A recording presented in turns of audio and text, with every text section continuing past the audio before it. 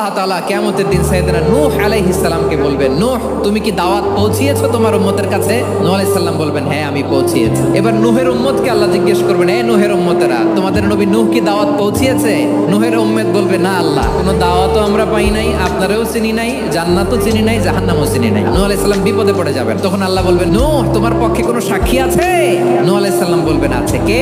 উম্মতে মুহাম্মাদে। তখন আমরা বলবো, আল্লাহর নবী নূহ আলাইহিস সালাম তিনি আপনি যা যা বলেছেন ঠিক তা তার উম্মতের কাছে পৌঁছে দিয়েছে। এবার নূহের উম্মতের সাথে আমাদের ঝগড়া লাগবে। তারা বলবে, তোমরা আসছো আমাদের হাজার হাজার বছর পরে, তোমরা কি করে জানলা? তোমাদের সাক্ষী ধর্তব্য হবে না? আমরা তখন বলবো, আমাদের কোরআনে তোমাদের নবীর নামে আল্লাহ তাআলা একটা সূরা নাজিল করেছেন, সূরাতে নূহ। দিন রাত এক করে তোমাদের কাছে তিনি দাওয়াত পৌঁছেছেন, সব আমরা জানি। আমরা যখন বলবো এই কথা, নূহের উম্মত চুপসে যাবে। তখন আমরা সত্য বলেছি কিনা এটা আল্লাহ তাআলা জানতে চাইবে বিশ্বনবীর কাছে। তখন বিশ্বনবী আমাদের পক্ষে সাক্ষী দিবেন। আওয়াজ করে বলেন আল্লাহু আকবার।